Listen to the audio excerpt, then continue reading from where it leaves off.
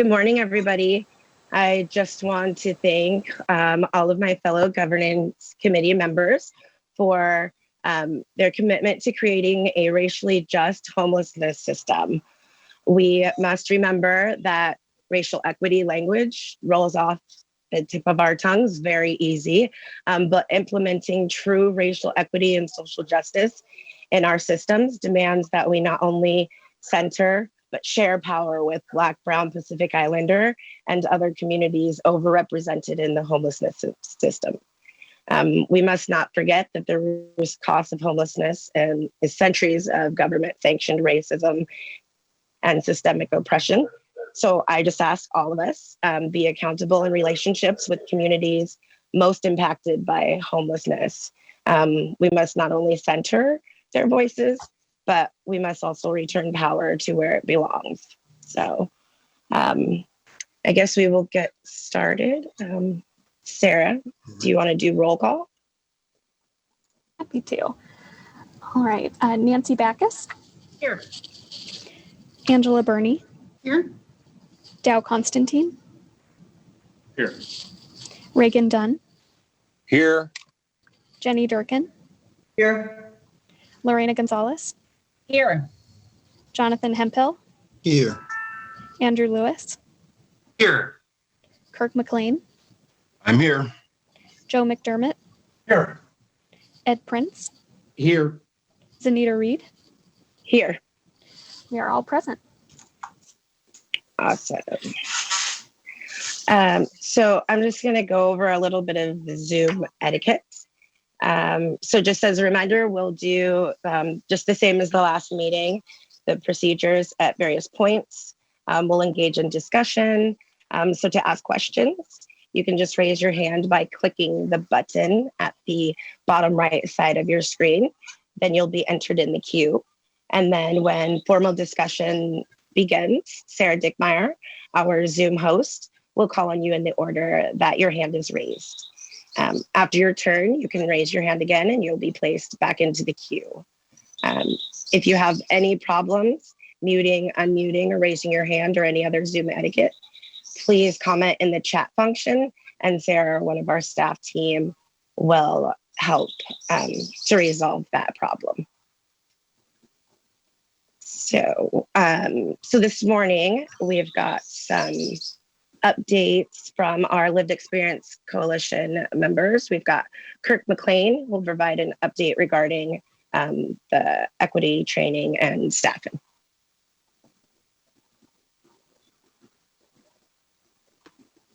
Okay.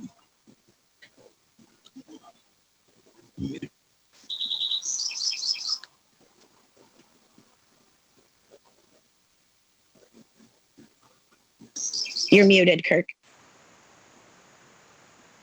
Should I not be? I'm unmuted now. I think we're ready for your updates. Oh, I am sorry. Okay, everyone. My bad. So before I do my update, I want to preface what I say by just letting everyone know about the Lived Experience Coalition. We are a coalition whose leadership is made up of 22 members. We have 100 general members and over 300 associate members in our collective body that we, the Lived Experience governing reps, are accountable to, much like the Sound Cities Association. Therefore, it makes sense that our staffing comes through the Lived Experience Coalition as well. We have drafted a job description for, and the county is currently undergoing a procurement process to transfer those funds for us. If all goes as planned, we should have staffing fully in place by mid-August, not only to support the Lived Experience Coalition governance committees, but also the members on the implementation and advisory boards as well. In the interim, we have Lamont Green and Felicia Salcedo. They have been providing voluntary staffing support for us and the coalition. Any questions about that at all, everyone?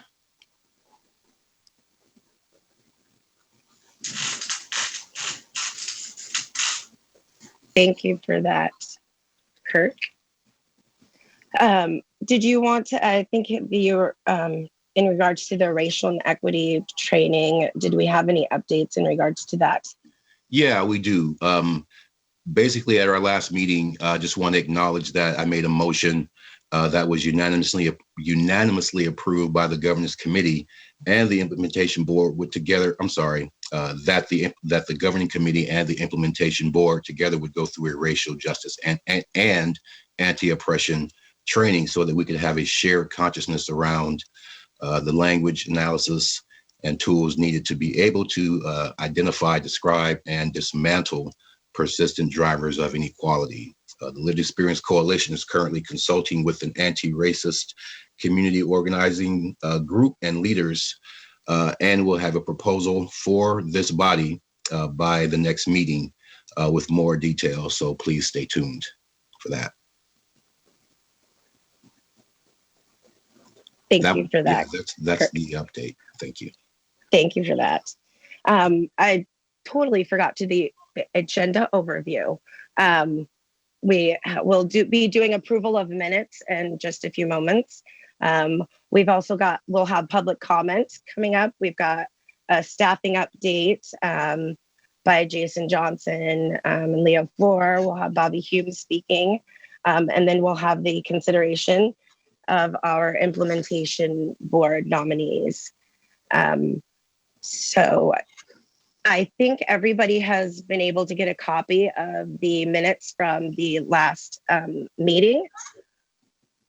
So do I have a motion to approve those minutes? Moved. This is Nancy. I second. Okay. And since this is public, we will need a roll call for that. So Sarah, can you do roll call for that? Yes. Nancy Backus, Aye. Angela Burney, Aye. Dow Constantine, Aye. Reagan Dunn, Aye. Jenny Durkin, Aye.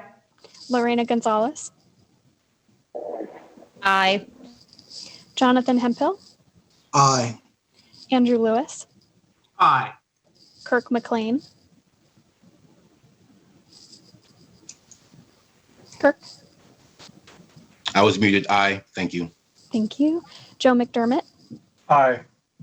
Ed Prince, Aye. Zanita Reed. Aye. That's 12 ayes. All right. The ayes have it. We will make sure that reflects. So next we are going to be getting to the public comment. This will be 20 minutes. We will have that set aside. So if you are wanting to make public comment, type your name into the chat function and Sarah Dickmeyer will call individuals in the order that they appear. And please make sure you put your first and last name since it is for public comment. We will begin now and it will be open until 35 after 10:35. Public comment is now open. Sarah.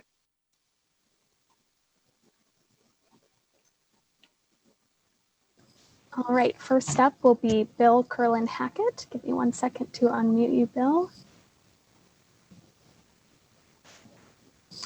All right, Bill, you are ready. You have 2 minutes.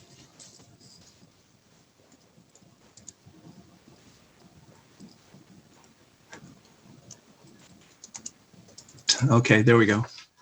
You can hear me now? We can hear you. I want to thank all of you for your commitment toward alleviating the harm of homelessness. And I know there's varying levels of knowledge among you, and I'm sure you're going to be dedicated to mutually advancing your expertise. Yesterday, All Home went over system performance dashboards, which are now available on your site. It included the point in time count numbers and HMIS data being updated daily. However, these are still insufficient numbers. Last year, HUD started requiring continuums of care via their coordinated entry to include vehicle residents who are measured as unsheltered. We have never started that here. especially by individual. As far as I know, we have no plan afoot to do that. We have modest safe parking in Seattle. We have waste removal for RVs. We have laws being either enforced or benevolently abided that continue to provide daily harm. These folks aren't being offered a pathway to stability, rapid rehousing, benefit eligibility, and so on. More than 90% of the vehicle residents countywide are not in HMIS, making system performance pretty inaccurate. The point in time count showed half are unsheltered, are in vehicles, 2748. So I encourage you, since the buck stops with all of you, as many of you are electeds, see to getting all the unsheltered homeless into the system. That buck stops with you. It hasn't been seriously attempted to date. So I hope you shake things up as you form these implementation boards and others to get those unsheltered in vehicles a chance to exit homelessness. Thanks. Thank you, Bill. Yes, thank you, Bill. Up next, we have Elizabeth Malpin. One quick second while I unmute you.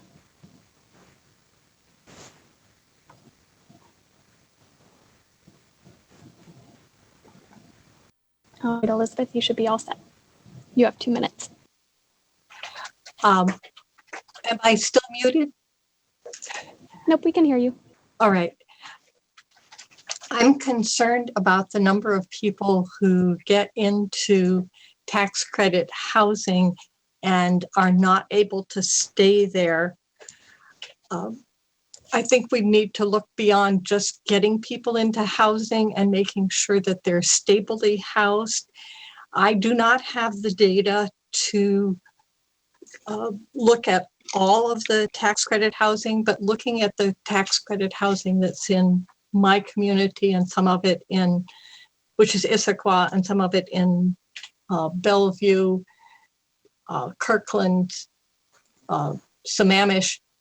What I'm seeing is that people get into the housing, and those who have the smallest incomes are the ones who are most likely to very soon be paying 50, 60, 70% of their income towards rent. It's not sustainable. We exhaust their resources and spit them back out onto the streets.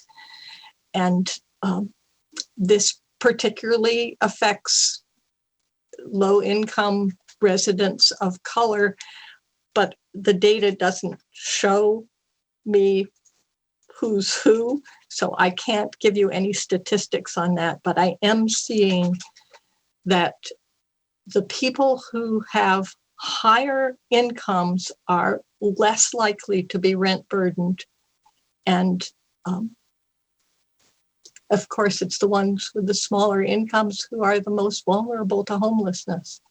So I put that forward to you. It's a federal program that has to change, but your advocacy would help. Thank you. Thank you, Elizabeth.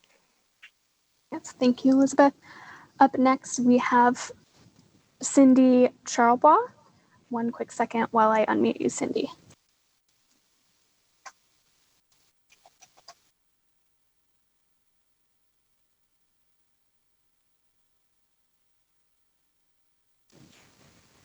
All right, Cindy, you should be set, and I apologize if I mispronounced your last name. Actually, you did really well.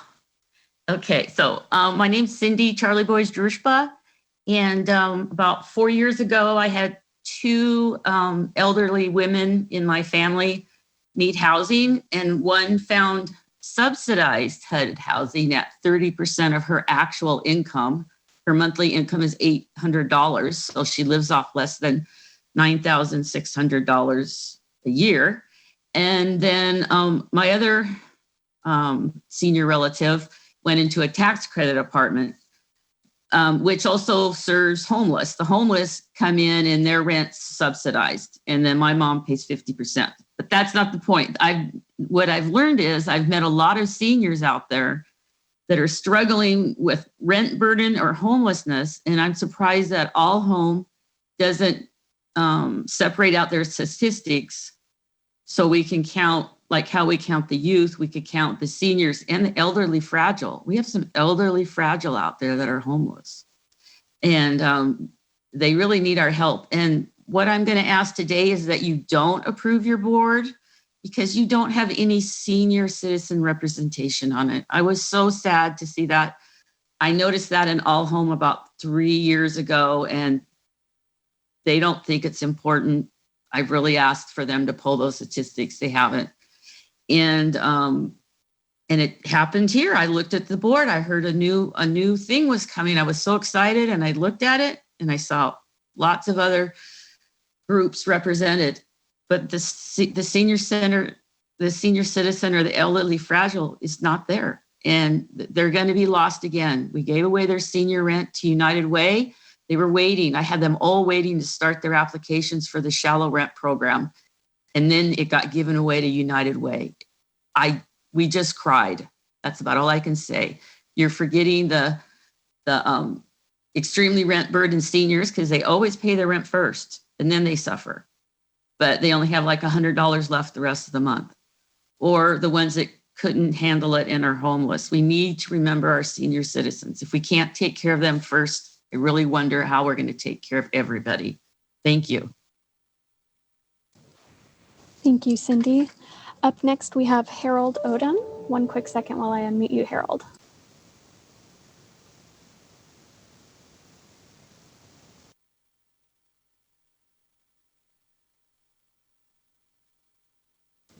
All right, Harold, you should be set. You have 2 minutes. Okay, so I'm unmuted. Yep. You can hear me? Yep. Okay, Go ahead. thank you. I'm not quite senior. On August 17th, I'll be 60. And I concur with the last speaker. The seniors are not given enough representation. I feel that we have a lot of experience and come with a wealth of information that can help any board or committee in this equity burden community that we're not in. It's great to see lived experience member taking over the chair position. I give the board excellent kudos on that. It's about time. We come fully equipped. Personally, we don't come fully equipped with as much power as everybody else has on this board. And I mean that by you come with government that spends so much money on getting you ready. Lived experience not only needs that money and the equipment, we're behind, so far behind in what you guys already have in government. You have the best equipment, the best staff. Our staff is good, but they don't have the equipment. They don't have the time, and they don't have the monies that we need to come up to speed. And that is unfortunate, that you can sit there and not have someone in equal seating as you are, but not equally equipped. And you promised that from the day one.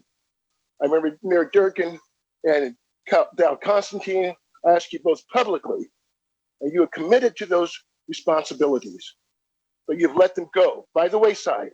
Mid-August, we're still behind, far behind where we should be in research, getting data up to date, involving our members, which you have easily access to with your staff and with your equipment.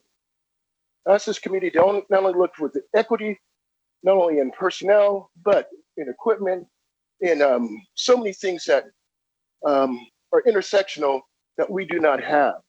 We're at the table, but we're not equally at the table, if you know what I mean. We're behind, and we shouldn't be behind. We have great members at the table, and they need those backings that you have as well.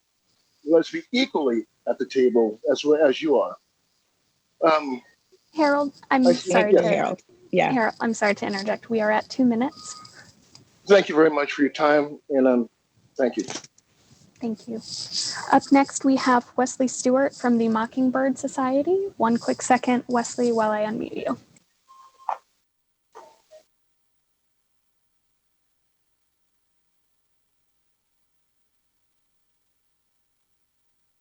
All right, Wesley, you should be all set.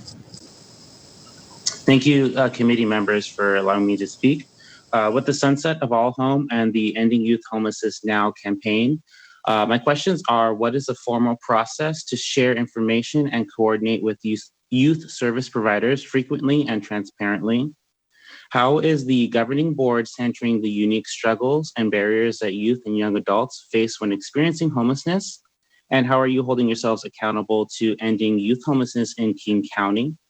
And my last question is, how will these board members halt to the brutalization of our unhoused community members by the hands of city police, specifically the Seattle Police? Thank you, members. Thank you, Wesley. And we have no one else left in the queue for public comment. We can wait 30 more seconds in case anyone wants to jump in, and then I believe we can close it.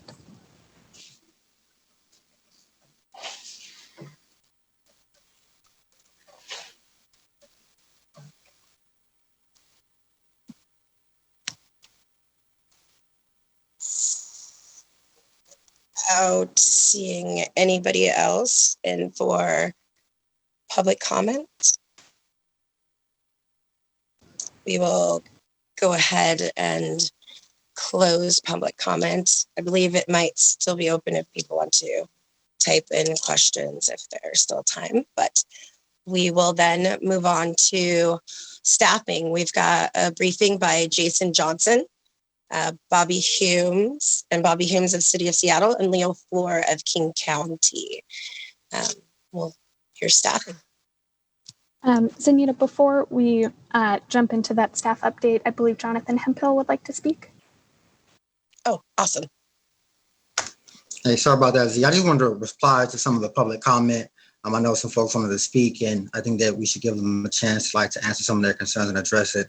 I wrote a little bit down here, and I wanted to first just say to Bill, but the brother Bill, that it's understandable that right now, I think that our goal with this new regional homeless authority is to make sure that we build a system, a better system, and implement that system in order to get all the data that's necessary and make sure that everyone who is currently impacted by housing instability is accounted for, that no one falls through the cracks. And so that is on our mind. And don't you worry about that. I've been on the ground level with this. And so I've seen good people who have fallen through the cracks. And likewise, to, the sister Elizabeth, I know that there was some concerns around the most vulnerable. As you know, a lot of folks, in King County are paycheck, one or two paychecks away. And that isn't lost on us. And so what we are trying to strive here, for this regional authority, is to make sure that there is a safety net for those folks, and that if it comes down to it, that they can get, affordable housing where they can thrive. Now, I'm aware that usually housing takes up to 30 to 60% of people's incomes. And so we're going to work to address that in the best way that we can, in any way that we can. And if you have any solutions or input on that, I suggest that you continue to do civic engagement as you've done today. And thank you for bringing that up. And then also likewise to Sydney, I'm sorry, it's hard to hear that, that it was a failure on our part to make sure to break down and get those key demographics for elderly folks. I know that elderly are an invisible population similar to, African-American and Native American folks. And so just with that, I think we're going to have that on our minds. And it's, something and I think it hit me and it resonated with me, the fact that in all the characteristics, we didn't include a spot for those who advocate for senior and disabled. And so I think that that's going to be weighing on our minds as we move into the implementation board, and when that gets stood up, and then hopefully that we can pass the buck off to those folks to make sure that they create a committee or something to address those concerns and get that data and that breakdown. And then finally, to address the brother Wesley, as the board president of the Youth Action Board of Greater Seattle and King County, I am currently in connection with providers. I was just in a learning circle this week with a host of different providers and hearing their feedback and their concerns. And one of my key roles here is to bridge the gap between the governing committee and community. And that includes the youth and the young adult populations and the providers that service them. And so I look forward to making sure that is always on the agenda, and that's always something that's looked at and addressed at all times. And then concerning the police brutality, kind of addressed this in the very first governing committee meeting when I alluded to the fact that there was a sweep going on. And while those problems are still in the progress of being solved, it isn't a matter of like, it's not gonna, how do I put it? It's gonna get done. Let me just say that it's gonna get done. And like I said before, and everything else, that all these issues will be addressed, and it isn't lost upon us what's going on the streets and on the ground level. So thank you guys for your public comment, and I'm going to turn it back over to Zanita. Thank you for that, Jonathan. Was anybody else wanting to respond? Zanita, Joe McDermott. Thank you. I'd like to acknowledge that, as we heard in testimony today, seniors aren't represented in particular with a specific seat and representative and voice in particular in the assignments for the implementation board. We need to expect that everyone on the implementation board will bring concern, interest, and support for all populations. There are a number of populations that are overrepresented in our homeless community. We know that Black, Indigenous, and people of color are overrepresented. We know that particularly in the youth and young adult population, the lesbian, gay, bisexual, transgender, queer plus community is significantly overrepresented. Victims of domestic violence, there are a number of veterans, there are a number of communities that are overrepresented, and we have to expect that everyone, regardless of their personal experience, will bring that awareness and that passion and that professionalism to the implementation board to solve the entire problem, and not just be looking out for particular experience they bring or awareness their community brings. Thank you for that. Anybody else?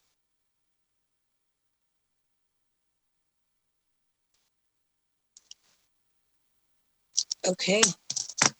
Thank you, everybody, for your comments and participation in that. I guess we can get moving next to our staffing update briefing by Jason Johnson, Bobby Humes, and Leo Floor. Zanita, thank you. Good morning, everyone. This is Jason Johnson, Director of the Human Services Department at the City of Seattle. On behalf of your staff work group, I wanted to bring you a very brief update on work underway to develop this group's bylaws. Pacifica Law Group was asked to develop bylaws for the governing committee. Pacifica Law Group has been working with the governing committee staff work group to develop bylaws for the governing committee based on the description of roles and authority detailed in the ILA as a starting place. The governing committee staff work group has established a subcommittee to further engage Pacifica Law Group in bylaws development. The first of what will be several meetings of this group was held on July 10th. This team is meeting again next week on July 24th. The subcommittee is aiming to bring recommendations to you in time for the August 20th meeting. The August 20th meeting will be a time for you to discuss the drafted bylaws, ask the subcommittee and Pacifica your questions, all before taking action. Your staff work group will be vetting the bylaws with each governing committee member so that it goes to the governing committee expecting approval in August, at your August meeting. So much more to come and very soon, but just wanted to today give you an understanding that this work is well underway.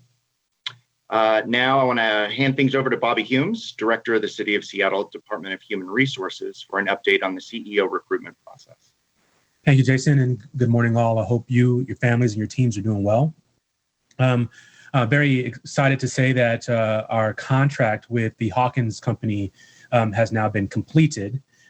We developed a scope of work. That scope of work was reviewed by the evaluation committee and staff work group members as well. We are in position to start our negotiations with Hawkins tomorrow. They have all of their necessary documentation and their insurance necessary to do this work in our city and state. We will support the work of Hawkins as we finalize our negotiations with support staff from the Human Services Department HR team, as well as myself. And you can expect regular check-ins and updates from me on the work of Hawkins. My expectation would be that you'd be so ingrained in that work that these updates would be just sort of reminders. And so again, our next steps are to begin negotiations with Hawkins Company. We have our parameters for what our goals are in that negotiation, and I welcome any questions in regard to this work forward.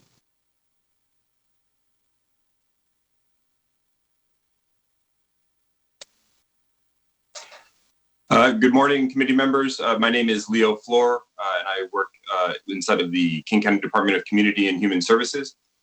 Two updates. First, the interlocal agreement that provides for the new regional authority provides for 3 layers of formal governance. You, as the members of the governing committee, are the senior layer. You will take up the implementation board today, which will constitute the sort of middle working layer, and then it also provides for an advisory committee or advisory committees. And there's a specific aspect of the advisory committee that would allow for the Continuum of Care Board, which is a federally required board, to nominate itself to the implementation board to become the advisory committee to the regional authority.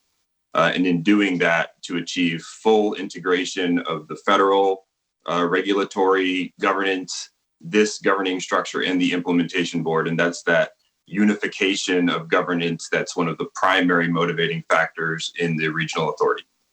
So an update on the progress for the advisory committee. The COC board is in the process right now of reconstituting itself and soliciting applications for that by reforming itself through its own charter, which is an authority that is vested in the COC by the federal regulations. The COC board will then be able to propose its own members to the regional authority and the implementation board for confirmation by the implementation board. So to just by way of update, that solicitation for new members of the COC is ongoing, and that is on track right now. And that will be the third and what we anticipate would be final layer of internal governance for the new regional authority to be in place. The second update I wanted to share is just as we take a look now at work plan and timeline that we've previously reported to the committee on in meetings. Right now, we do look to be on track for what we identify as our critical path. The 2 key tasks that we do still see coming before the board and still on time are the seating of the implementation board so that we have full decision-making authority in place at the authority, and then the hiring of the CEO. And if we stay on the path on which we are currently, we will be able to get the CEO in place to begin transferring contracting, funding, and to allow them to begin hiring. And we still do have the January 1st, 2021 initial operations date in mind. And we are on path for that. And what would take us off of that path is delay, any significant delay, either in seating of at least a quorum of the implementation board or in hiring of a CEO. And the effect of that delay would potentially impact the ability to assume new contracts for the regional authority on at least the typical calendar year contracting schedule. So happy to answer any questions about either of those 2 items, and that concludes my report.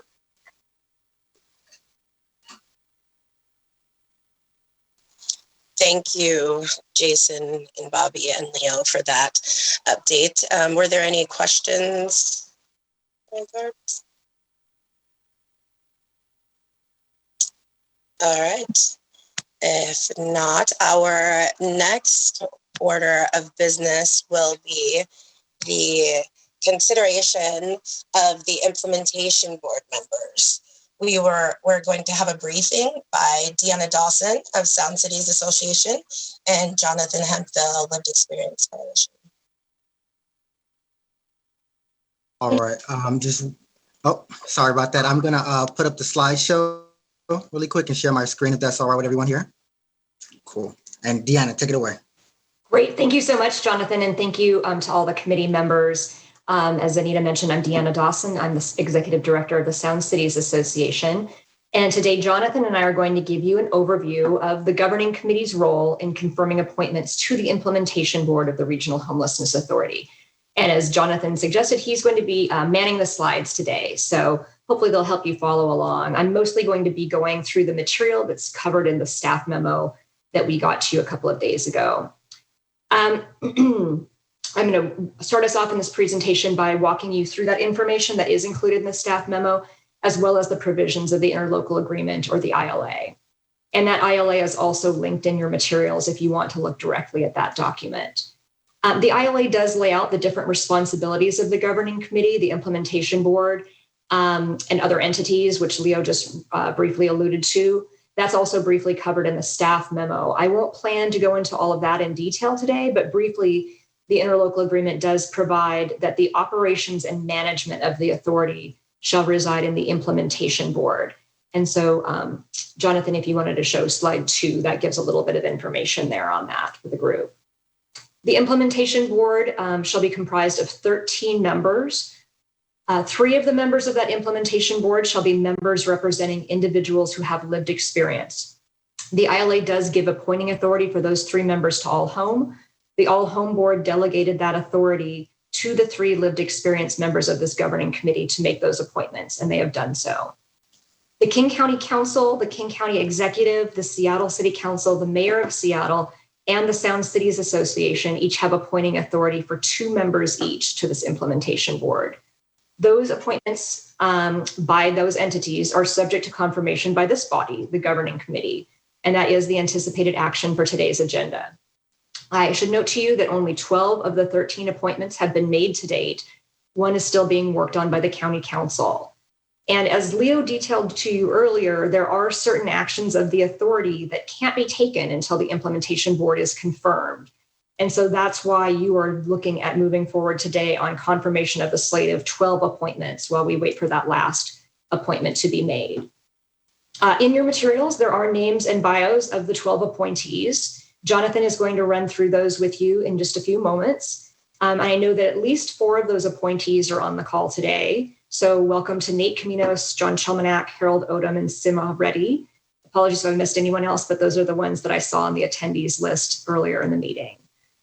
In your materials, there's also a spreadsheet that notes the background, experience, and characteristics of the appointees. Basically, what we did was went through all the requirements of the ILA and did sort of check boxes for which of the appointees cover those particular characteristics. So let me know if you do have any questions of those in a moment.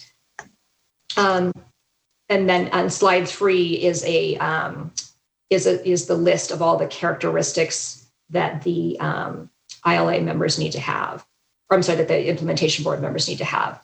So the ILA does provide that the implementation board should be comprised of individuals who have connections to or experience with a broad range of stakeholders and communities. Those are listed in the ILA and your materials, but those include, but are not limited to, connections to the local business community, neighborhood and community associations, faith and religious groups, and the philanthropic community. And per the ILA, a majority of members of the implementation board shall be persons whose combination of identity, personal experience, or professional expertise enables them to credibly represent the perspectives of and be accountable to marginalized demographic populations that are statistically disproportionately represented among people experiencing homelessness in King County. The ILA also does provide that the implementation board shall reflect the racial and ethnic makeup of King County residents overall to ensure the inclusion of members of racial and ethnic groups disproportionately experiencing homelessness. I will note for you that like some of the commenters earlier brought up, there are some gaps here. There are in things we would like to have in this slate.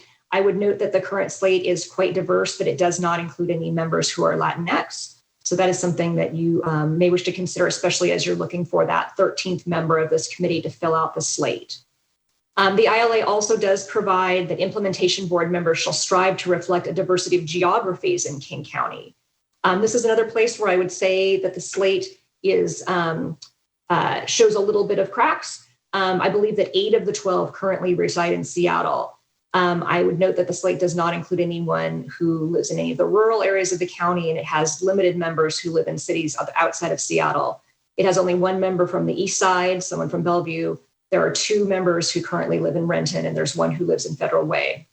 And if I missed anybody who actually has an address outside Seattle, please do let us know so we can update our materials on that. But that's just, it's not something that the ILA says you have to have someone from every community or something like that, but it just is a note about some places where we're going to have to be mindful throughout this process about who's not at the table and how we're making sure that those interests are also represented. I see that the mayor of Seattle does have a question.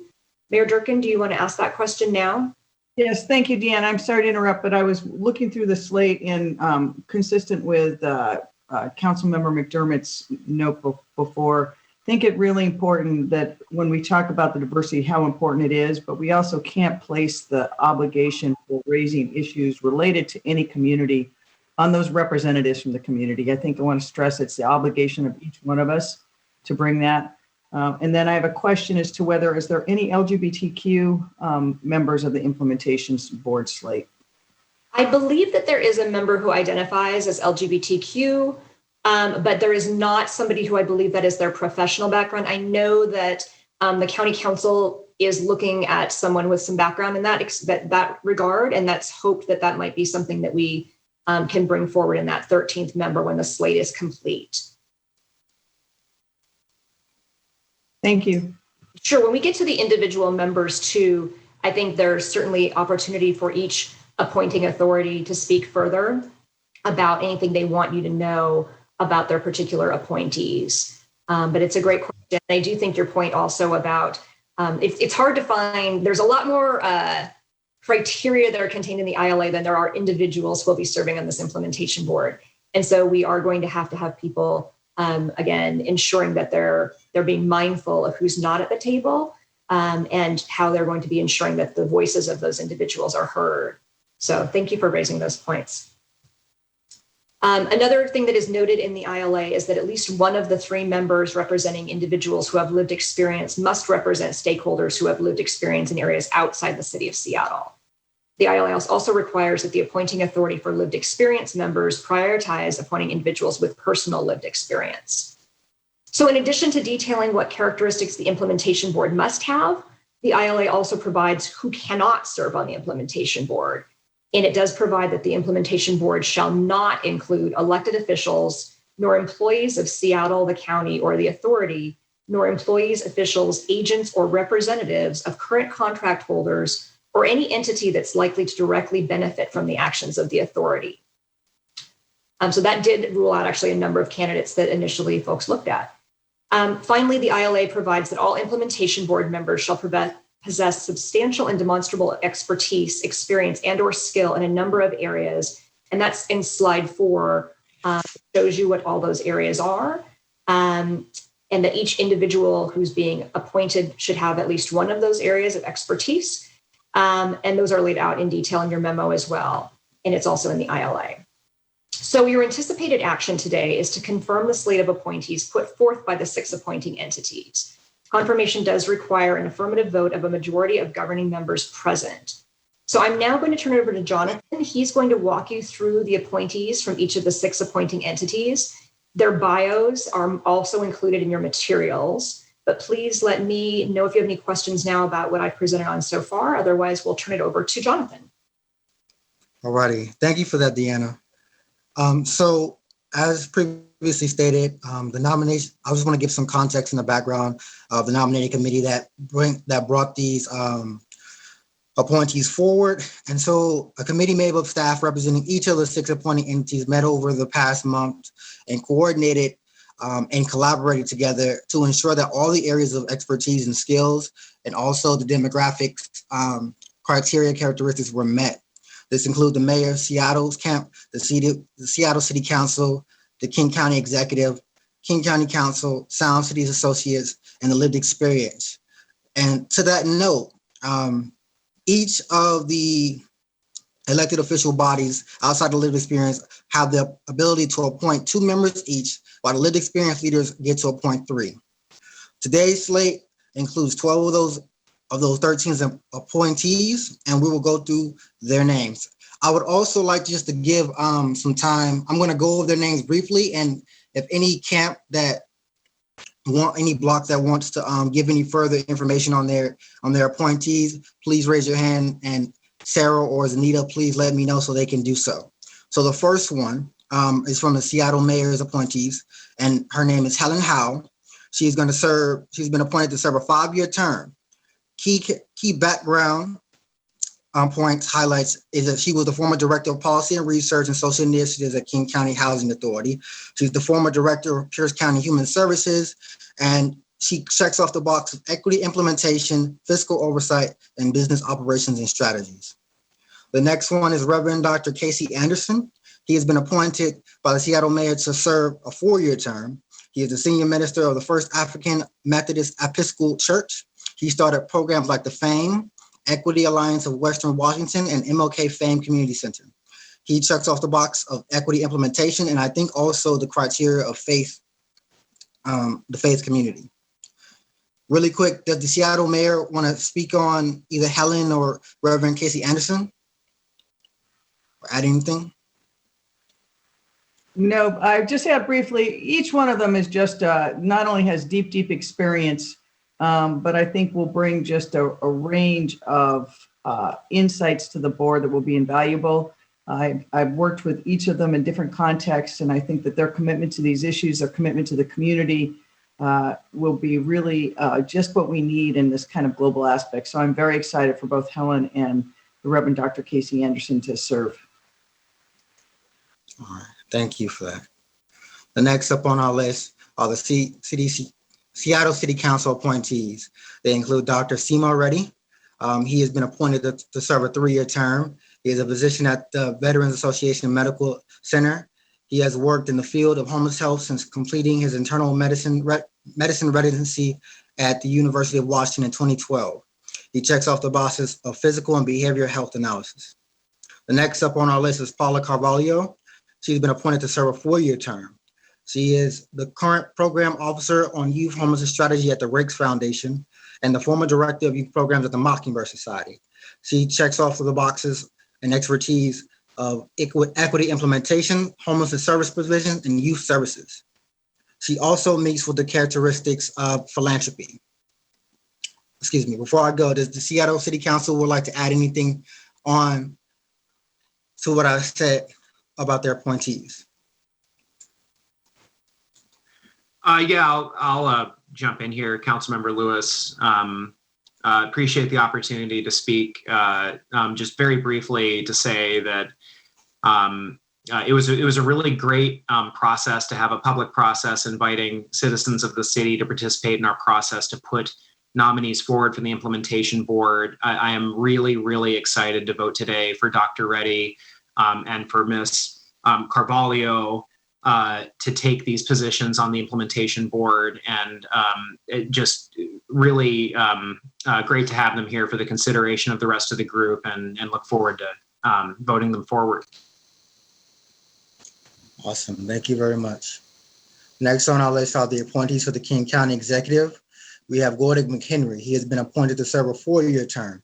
He is the current president and CEO of United Way King County. He has previously led Solid Ground and led Rainier Scholars. He checks off the expertise of equity implementation, fiscal oversight, business operations and strategy, homelessness services, provision, and youth services. Next on our list is Adrienne Quinn. She has been appointed to serve a 3-year term. She's a distinguished practitioner at the UW Evans School of Public Policy, former director of DCHS, and she checks off the boxes of expertise of fiscal oversight, business operations and strategy, affordable housing, financial development, physical and behavioral health, and federal continuum of care service provision, academic research or data performance, and youth services. Would the county executive like to speak on any of his appointees and add anything? I would thank you for the introduction. I guess I'll talk about them in reverse order. they were presented. Adrienne Quinn is someone who was the director of King County's Department of Community and Human Services before she became a professor at the University of Washington. She was, in a previous role, head of the Seattle Office of Housing, and she has been central in the creation of some most important streams of funding that we have for our work: the Seattle Housing Levy, Best Starts for Kids, and the Veterans, Seniors, and Human Services Levy. And that experience will be critical for us as we move forward, as the work we're going to be doing necessarily requires stable and robust funding. She has been someone who has seen and worked with our early efforts and seen both the strengths and the shortcomings of those efforts to end homelessness. And she has been involved in the creation of Familiar Faces of All Home, and the recognition of the criticality of centering our work on people with lived experience was something that I first learned from her. She also, apropos of our earlier conversation, identifies as LGBTQ+ and would be able representative of the lesbian, gay, bisexual community on the board. She is someone I think can bring a wealth of experience, but also is at a point in career when she doesn't have to play punches or answer to anyone. She has earned her stripes, and I think would be a great benefit to us. Gordon McHenry, as probably everyone here knows, is the head of United Way of King County and deeply involved in regional philanthropy. He previously at Solid Ground, which was the Fremont Public Association, and brings both a deep commitment and deep experience, and also exceptional regional relationships. And I'm excited that both of these experienced community leaders have agreed to serve. Thank you. No, thank you for that, Dow. All right, so we will move on to the King County Council's appointees. The first one we have is Mayor John Chalmanack. He has been appointed to serve a 3-year term. He's a recently retired Bellevue mayor and city council member. He checks off the boxes of fiscal oversight, business operations and strategy, affordable housing finance or development, and federal continuum of care service provision and homelessness service provision. We do not have a second appointee for a 5-year term, but that is to be announced. Does the King County Council like to speak on any of their appointees or their appointee? Yes, Councilmember Dunn. All right, President Reagan, please go ahead. Put my hat on here. I wanted to stand and say that I'm very pleased to see the level and quality and diversity of the folks that are being appointed from the various entities that have already been discussed today. When a lot of us were working on this law that went through Seattle and through King County councils as well as suburban cities, we really wanted to get as many different perspectives on the issue of homelessness as broadly as we could, with the idea that ultimately we would be moving towards some form of a ballot initiative or other type of revenue funding proposal that would help bolster some of the policies and programs. And so I'm proud to support John Chalmanack. John has broad bipartisan support at the King County Council for this position, and Councilmember McDermott and I recently transmitted a letter, and Chair Claudia Valducci is in strong support of this appointment. He served for a long time as council member in Bellevue City Council and as mayor through some very turbulent times there in the city of Bellevue. Has worked in a lot of different areas, including housing, continuum of care, which not everybody understands or gets, and is a complicated area of the law. And so I think he will be another very credible and important voice on the governance board, and I urge your support as well. All right. Thank you, Brother Reagan. I'm going to move on to the next appointees. We have the Sound City Association appointees. We have Dr. Damian Patnude. He has been appointed to serve a 5-year term. He is the superintendent of Renton School District. He's formerly a principal, vice principal, and a teacher. He checks off the boxes of equity implementation, fiscal oversight, business operations and strategy, child welfare services, and youth services.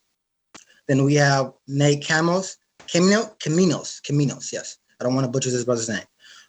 He's been appointed to serve a 4-year term. He is currently the Director of Government Affairs for the Port of Seattle. And his background in working with cities and business community, and a background as a labor organizer, as well as a foster parent, and has personal connection to the work. He checks off the boxes of equity implementation, business operations and strategy, labor unions and workforce, and child welfare services. Would the Sound City Association like to add anything about their appointees? So our members have asked that I go ahead and speak briefly to the appointees from SCA. Our board did take formal action to appoint these 2 nominees or appointees yesterday. Dr. Patnode, we're really excited about. The Renton School District is one of the more diverse school districts in the region. And Dr. Patnode, as you mentioned, Jonathan, has experience working his way up through the system, and so really understands how the educational system works and really understands how to address the needs of kids who are addressing homelessness in the school system. And we think that connection back to the school system will be really critical and some really important expertise to have on this board. And then Nate Caminos is someone who has really deep connections with a lot of our cities. He's worked very closely with our cities and has great connections and relationships with elected officials from throughout our 38 member cities. He also has experience working with U.S. Senator Maria Cantwell, and that's part of where that connection comes from. So he understands some of the federal side of things. And as we're working with our federal delegation on needed funding, I think he'll be a great connection there as well. As Jonathan mentioned, he does have a personal connection to the work. He has a close family member who is actually experiencing homelessness, and he himself grew up in South King County experiencing poverty and food insecurity. And so this work is really personal to him, and he's really excited to get to work on this to make a difference and to be able to bring those connections he has to cities, to the business community, to work on something that's really personally important to him. And I think that they'll both be really outstanding additions to this implementation board, and I'm proud to recommend them to the group. All right, thank you, Deanna, for that. Now we're going to go to the Lived Experience Coalition and Leaders appointees. We have Sarah Rankin, who has been appointed to serve a 3-year term. She is the founder and director of the Homeless Rights Advocacy Project at the Seattle University School of Law. She checks off the boxes of equity implementation, academic research, or data performance, and criminal justice. Then we have Brother Harold Odom, who has been appointed to serve a 4-year term, an advocate for tiny home villages, and involved with the healthcare for the homelessness network consumer advisory group. He checks off the box of equity implementation, and he also was previously the brother who did public comment, and he checks off. He'll bring that elderly and disabled analysis to the board. Next, we have Juanita Spotted Elk. She has been appointed to serve a 5-year term. She is currently a member of the Northern, I don't want to butcher this, Chine, and if anybody else more knowledgeable can pronounce that, let me know, Chine tribe, and serves on the executive committee of the Lived Experience Coalition and is a member of the Well-Brighty at the Seattle Chief Seattle Club, and she will check off the box of equity implementation. And she also matches one of the characteristics of Native Americans, who we know is a population that is currently disproportionately impacted by homelessness and also is usually invisible.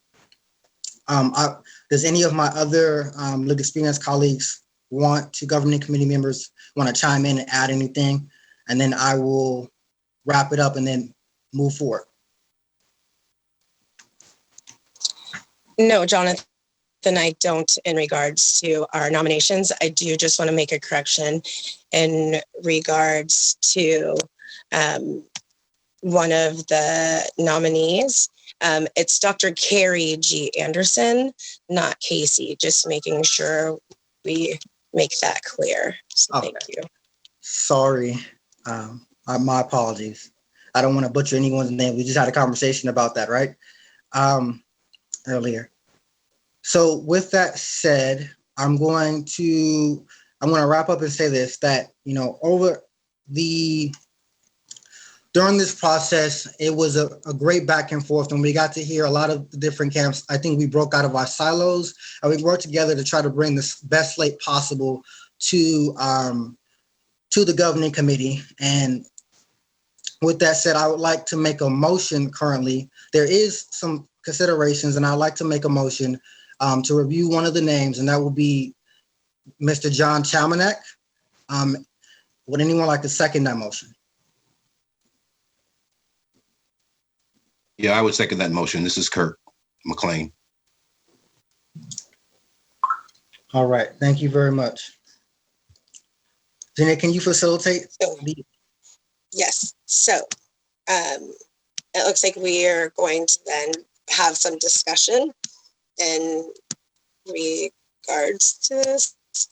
We've got a motion to have discussion in regards to nominee John Shelmanek, Mayor Shelmanek. So I guess we can open that up for discussion. All right. Yes, as I guess I'll get started here, and I'll say, as I previously said, we worked really hard to get the best slate possible, and I think it's something that's very critical that we have to do.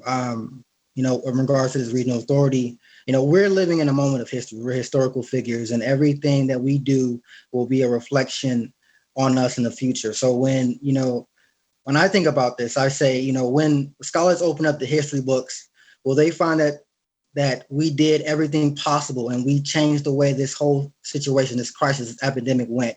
Or were we proponents that continued the same issues and the same problems, right? Were we just a notch in the belt and not a step in the road, or did we substantially change everything? And I think right now, one of our key issues is the fact that, in regards to making this change, we have to be considerate of the fact that we need people that understand and appreciate, and to the best of their ability, the need for accountability and also collaboration with those with lived experience who have been most impacted by the systems that we are currently in. And so we've run this name through our coalition and through our broader network. And so today, to my fellow governing committee members, I would just like to say that we understand that Mr. Chalmanek has made statements that was against the Lived Experience Coalition and also against, us being as a part on the governing committee. And now, while I believe that from our conversations with Mr. Chalmanek that he has developed and adapt, I still think that right now in this space, it's entirely crucial that we get folks and people that will make the change necessary and also bring that analysis to the table to the best of their ability from the very beginning. And we can work with it. I'm not saying that we cannot work with folks and meet them where they're at, but in this crucial stage, it's like, these are people's lives. And some of the testimony that previously was given, we have elderly out on the streets. We have some of our folks being brutalized by police. And then we have people who are 1 or 2 paychecks away, right?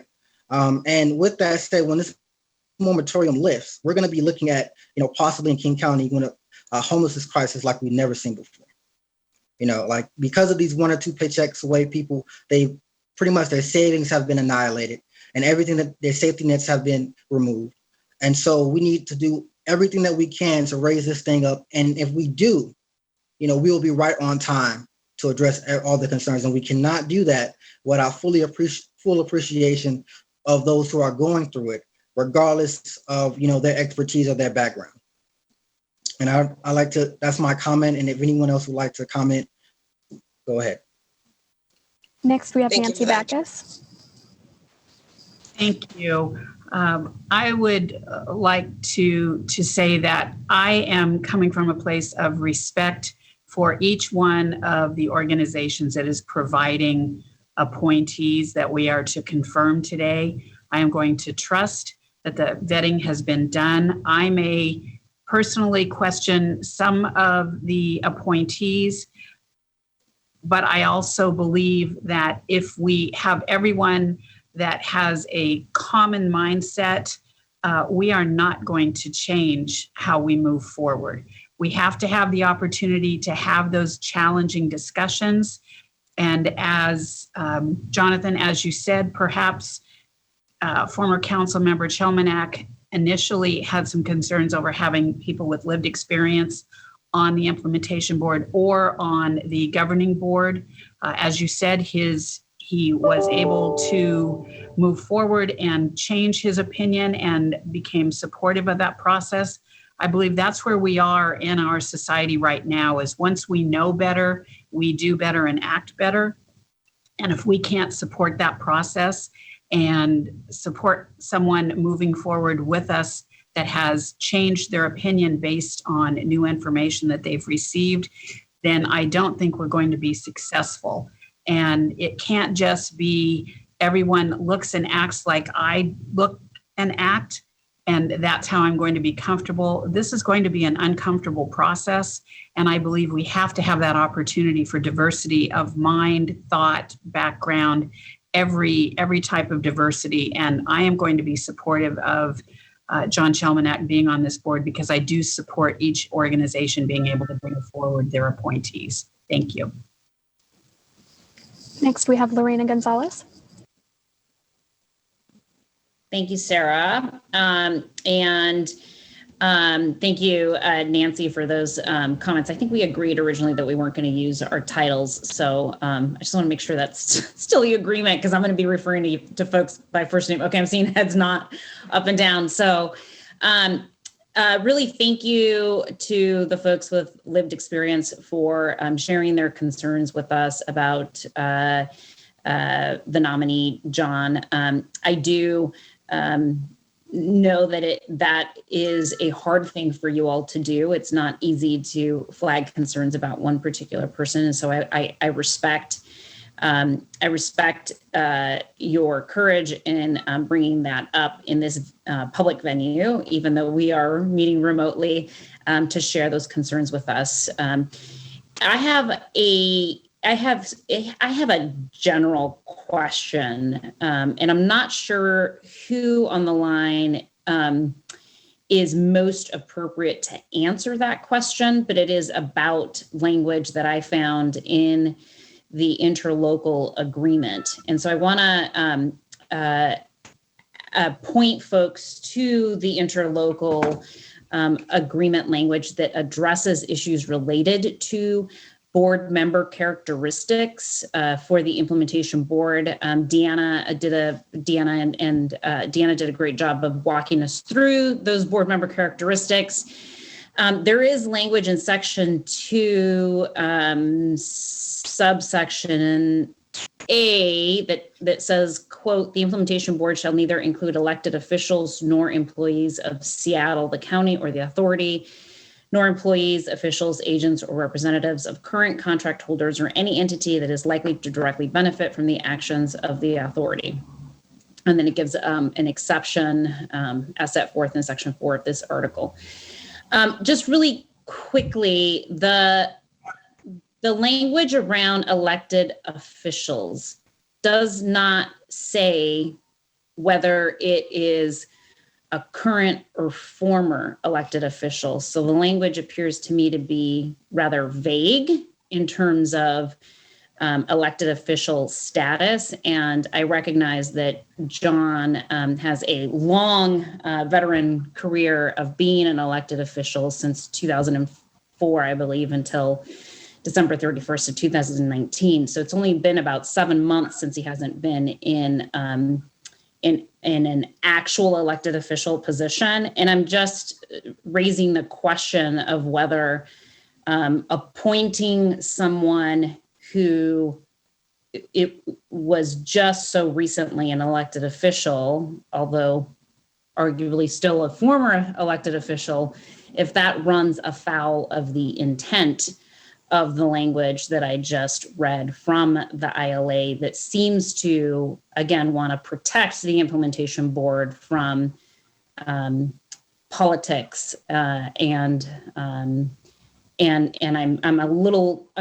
concerned that having somebody nominated who just so recently left elected office after a very long career in elected office may be in contradiction to the original intent of that language in the ILA. So I know some of you were involved in the negotiation around the ILA and discussions around the ILA, so it would be helpful to me to hear some more about the legislative intent from either those folks who participated in that process or from any of the staff members on the call with us today who might be able to speak to that. And certainly, obviously, the nominating folks from the good folks from King County Council would love to hear more from either of you in terms of that language and that issue, and sort of just make a public record of this election in light of that language. Thank you.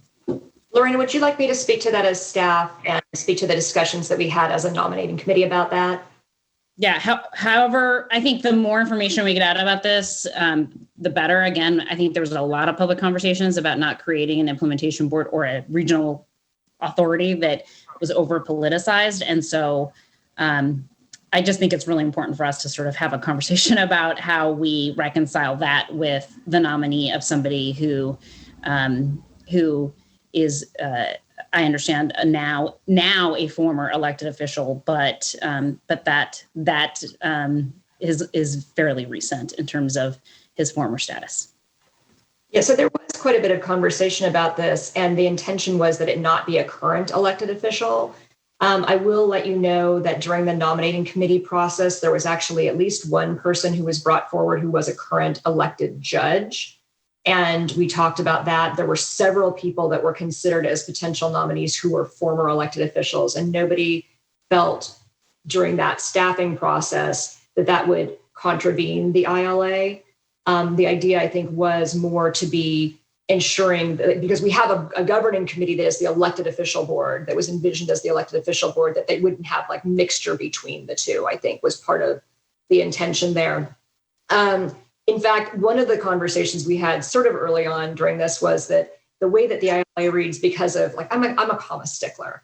I'm an Oxford comma girl. And like the way that it's actually written, you could read it to say that they can't be an elected official of Seattle or King County, not that they can't be an elected official at all. But I think we all realized as a group that it would be a better practice to just not have any current elected officials on the board. And so nobody moved. So for example, we considered Larry Brown, who's head of the Labor Council, but he's a current Auburn City Council member. We ruled him out as a potential nominee because he's a current elected official in the city of Auburn, even if that's not the hat he'd be wearing.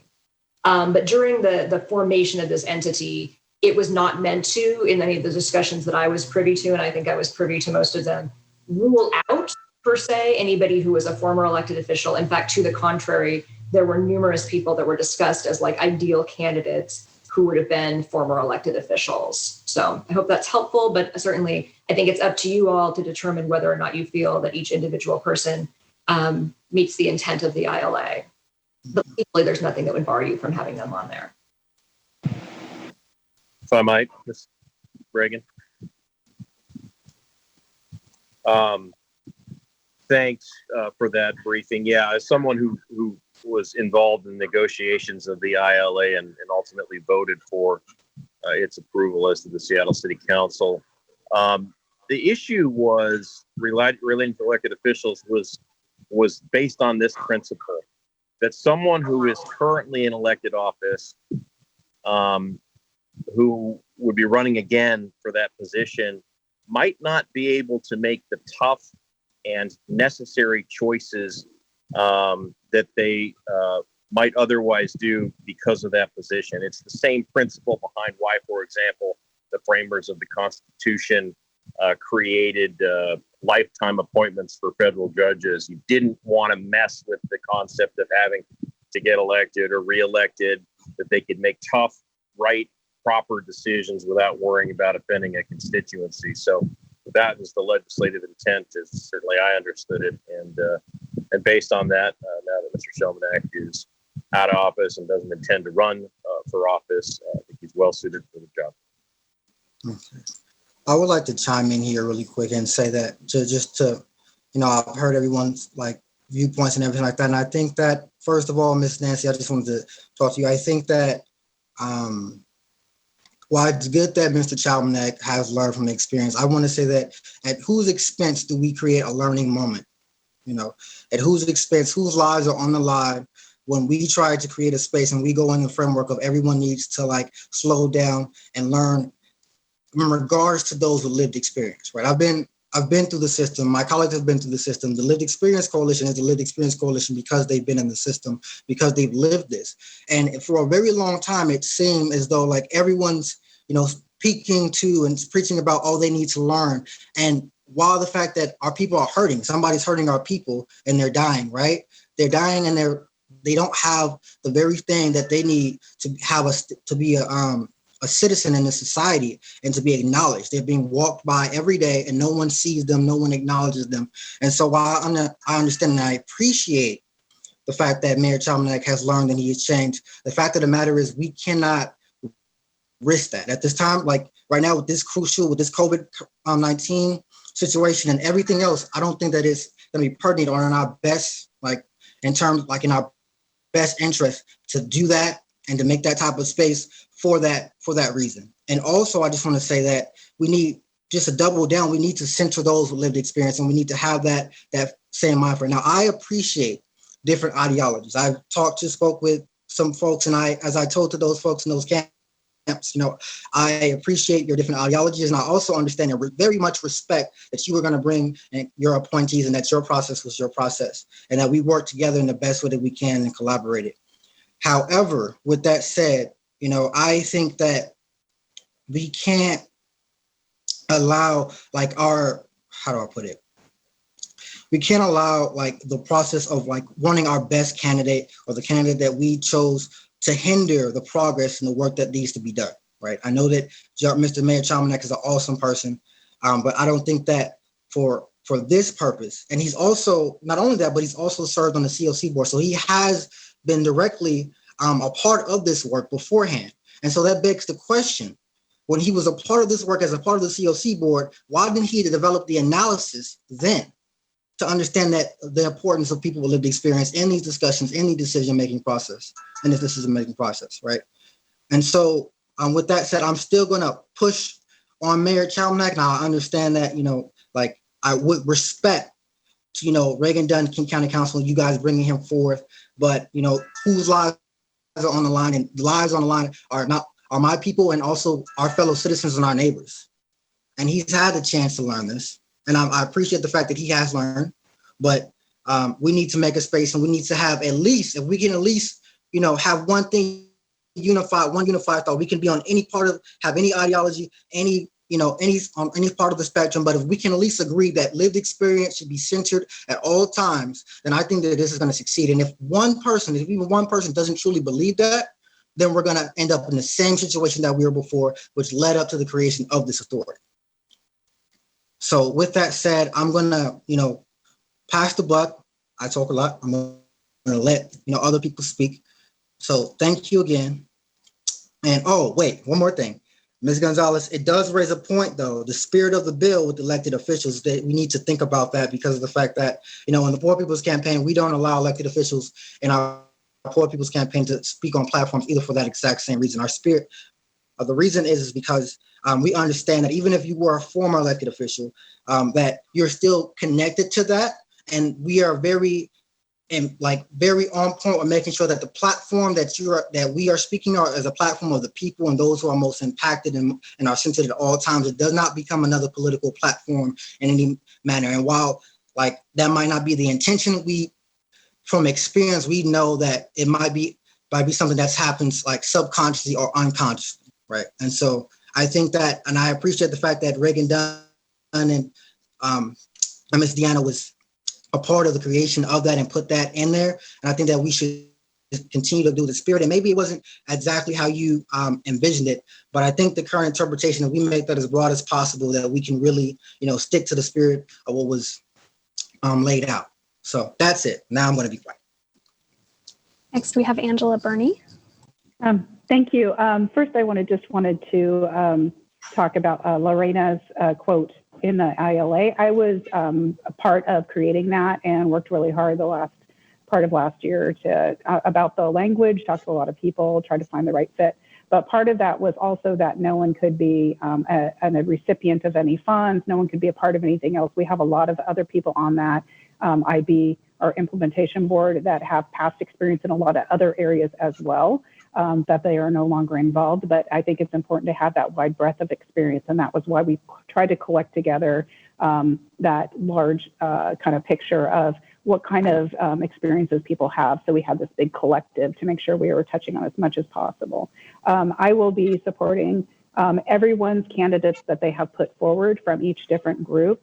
I think that was also the intent of the ILA, was that we were able to trust each other to bring forward the right person or people possible to really get that breadth of experience and even conflicting ideas about what is the best move forward, so that with that we can have a much better system than what we have right now. So with that, I will finish. Thank you. Next, we have Lorena Gonzalez. Thank you. I've become very adept at using this raise your hand feature. So, oops, too adept. I just did it again. Sorry, Sarah. I want to make a couple of points. One is because I think there's a combination of sort of a few different points being made, I think, in this conversation. One is sort of this concept that there might be an objection to John based on whatever his political ideology may or may not be. I mean, frankly, I don't know John, so I don't know what his political persuasions are. And even if I did, I don't think that that's something that in terms of the ILA language says that it's appropriate for us to take into consideration. So that's certainly not a factor for me. I welcome and invite the sort of diversity in different thinking. I think it makes for better policymaking and better decision making. So I certainly welcome that, and don't want folks to think that my questions around the ILA language in particular have anything to do with that or are motivated by that in particular.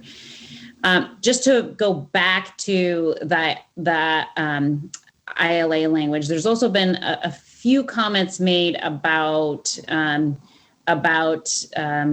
guess 100% deference to each of the appointing authorities through the governing committee structure, and I really appreciate the sort of mutual respect that we can all have for each other in terms of our own processes and identifying people who we think would best represent at least our respective jurisdictions' interests. But I do just want to note that the governing committee does not have authority in many spaces.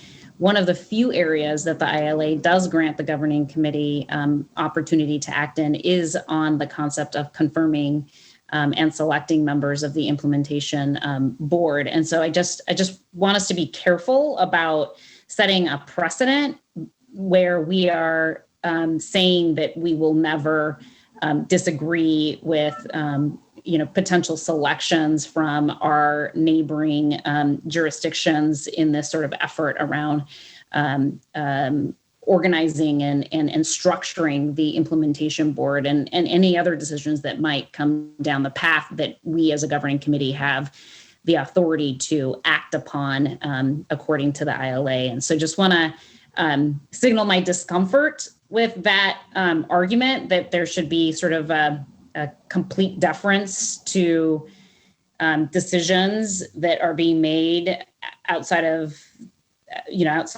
shared context, and hope that doesn't carry over into other difficult policy decisions that we might have to make. So that's the second thing. The last thing I'll just say is I am concerned that in spite of the conversations that occurred in the development of the ILA as it relates to whether or not an elected official needs to be current or former, that nonetheless the language in the ILA is vague, in my opinion.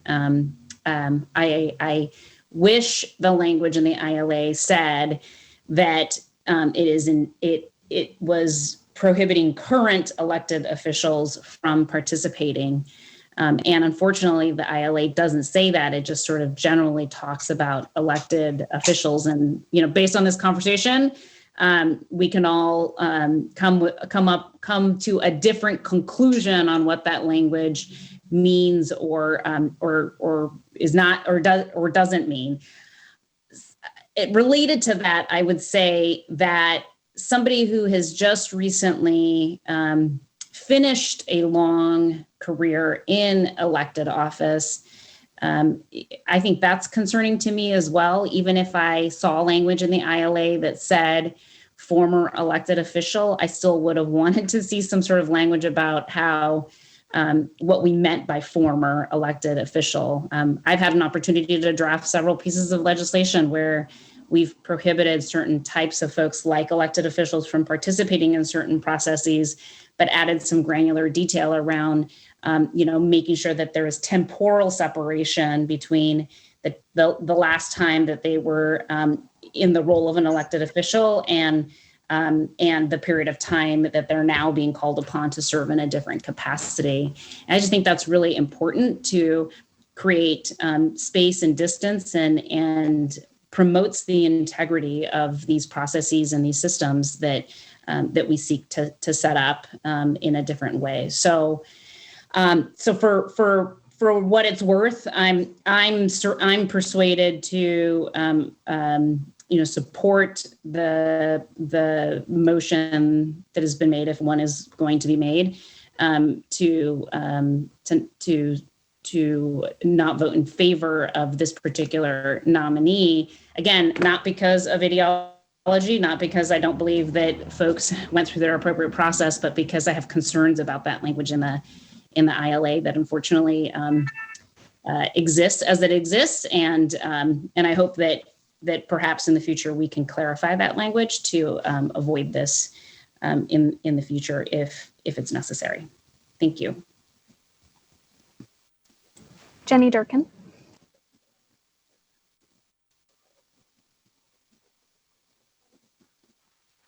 I actually had taken my hand down, but I may raise it in a minute. I'll give the floor to somebody else. Thank you. Nancy Backus. Thank you. Just a few points. And Lorena, I appreciate you talking about setting a precedent. I wasn't trying to set a precedent when I said I am going to respect each organization's appointees that they brought forward. Just that's my personal perspective, is that I respect the work that went into to appointing each one of these members and the diversity that they bring.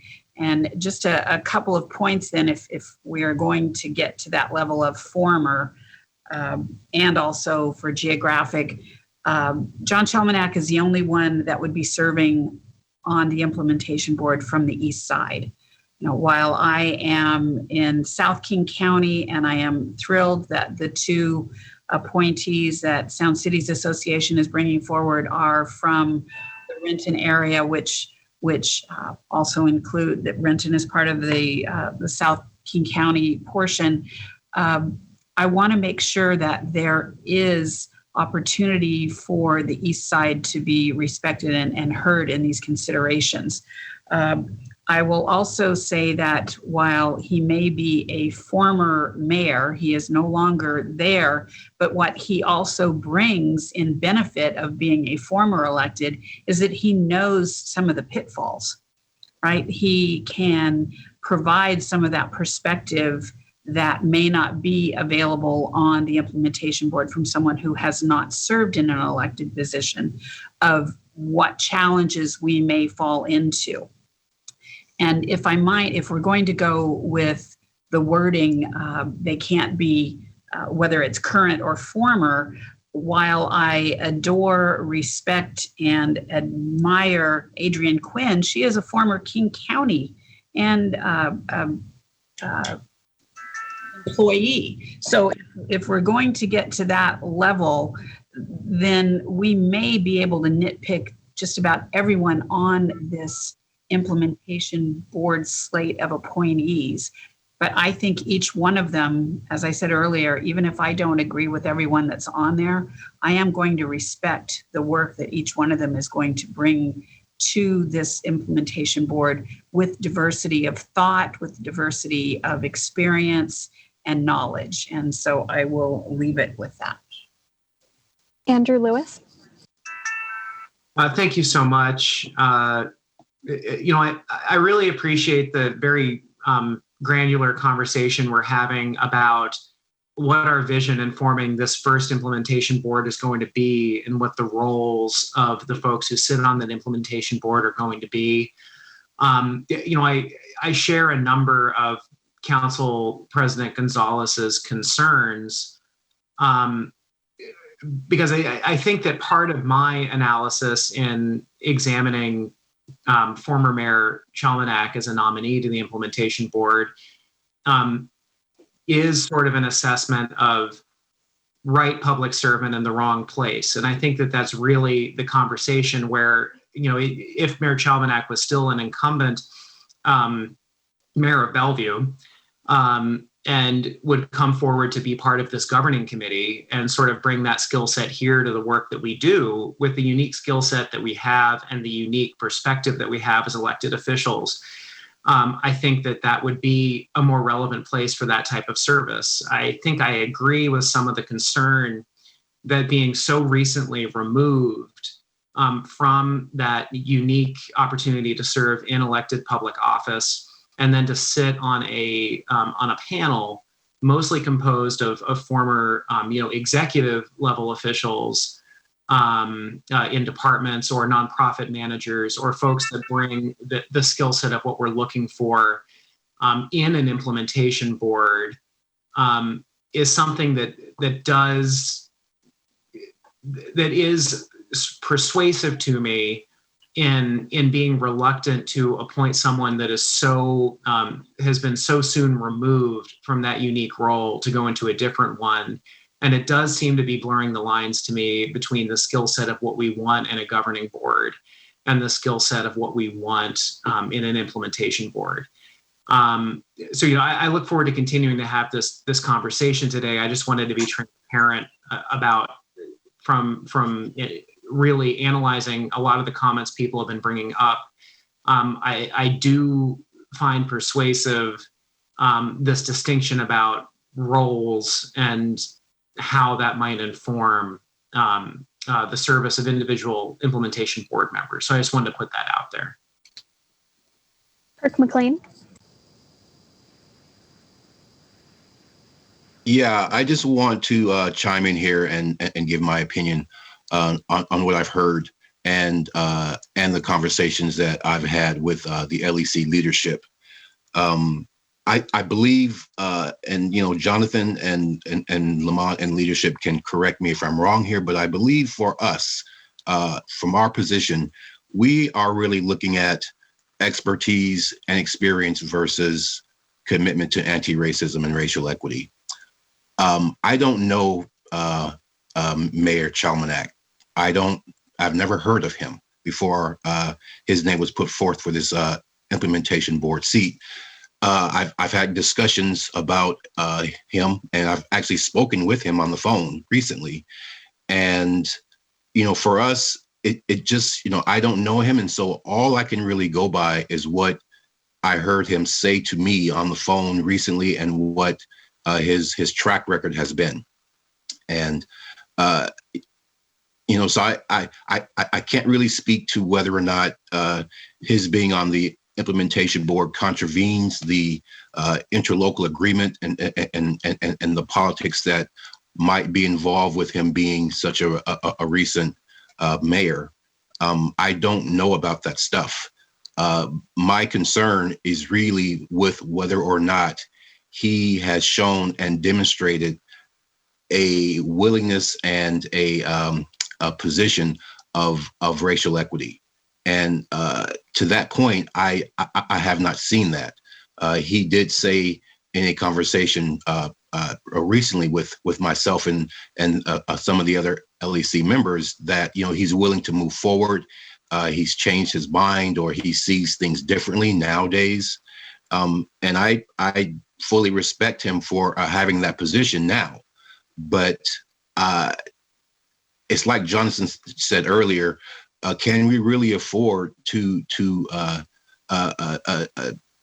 depend upon that moving forward when our goal as a group is to move forward with the racial equity lens and to move forward knowing that bodies like this are, in my opinion, typical for creating institutional racism policies.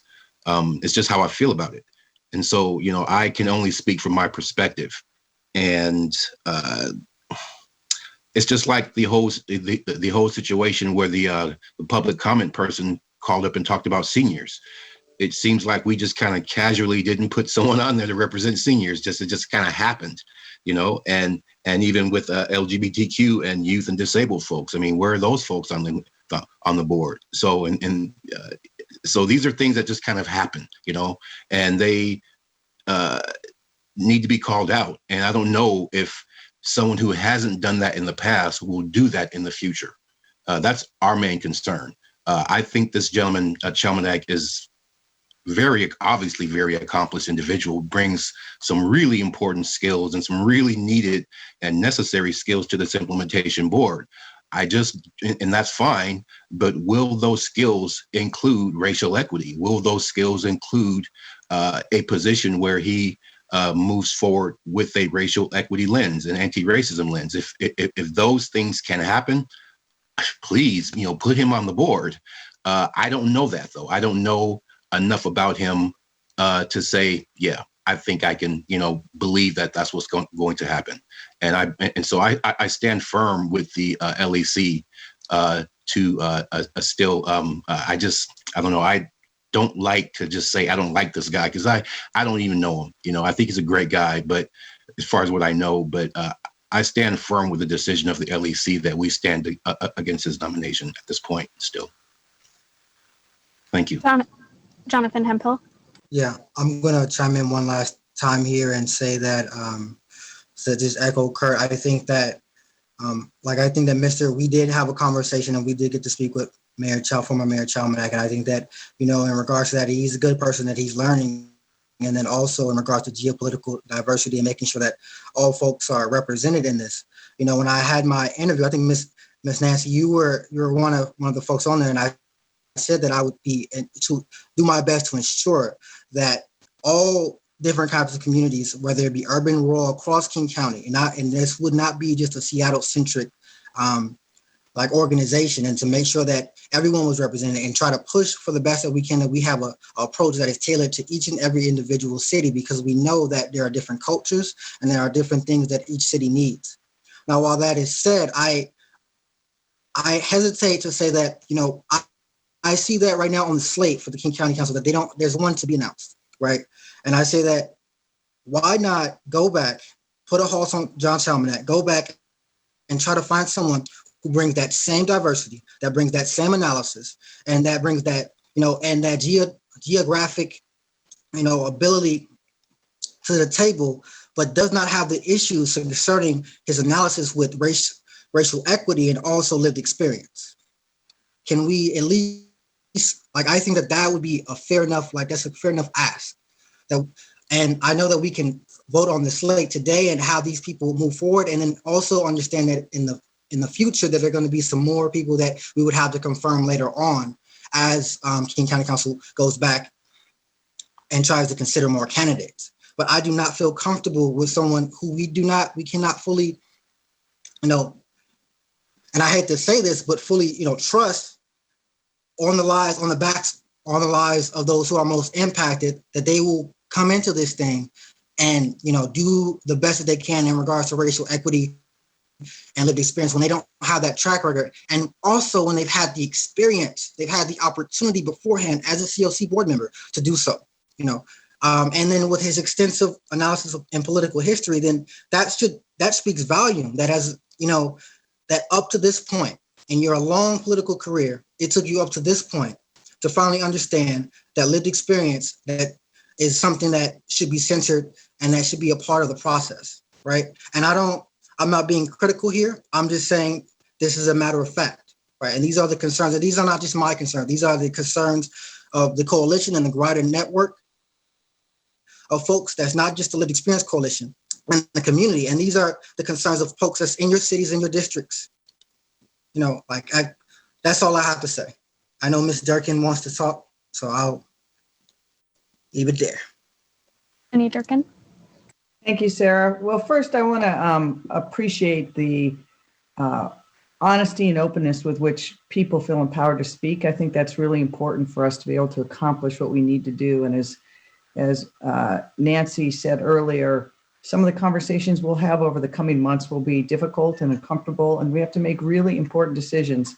I just want to offer a couple of observations because I think it's fair to John Shelmiak, who I don't know well, but I did serve with him on one table and throughout this process. And my observation and conversations I had with him when he was discussing whether or not individuals with lived experience should be on this board, his concern as he expressed it to me was not that the voices of people with lived experience shouldn't be included and centered, but that he felt that from a structural governing point, that when government was forming government, that government had a responsibility to have people who were elected on there. And that was the ultimate accountability. And we had a number of conversations about that, in which he indicated to me that he saw the wisdom and need for that. I have not spoken with him since then. If I believe that John Shelmiak would not center racial equity, I could not support him. But every conversation I had with him over a period of about 2 years, that was always at the forefront of his mind in conversations with me. And he was one of the few elected officials on the East Side who was willing to stand for those propositions, willing to stand up and recognize that we needed to do more as a region to address homelessness, was very frank and honest in saying that he felt that his own city, Bellevue, had not only not done enough, but had been an obstacle to providing the level of services that people needed, and that it was race-based because of who disproportionately experiences homelessness. So I just want to say that if I had any indication that he, one, was disrespectful of and would not respect and center the voices of people with lived experience, I couldn't support him. And if I didn't believe he was a person who would really fight for the principles we all hold dear in terms of moving forward on racial equity and really acknowledging that all of the upstream causes that contribute to homelessness at their root have systemic racism. He and I don't agree on everything. We have many disagreements and probably are politically very different.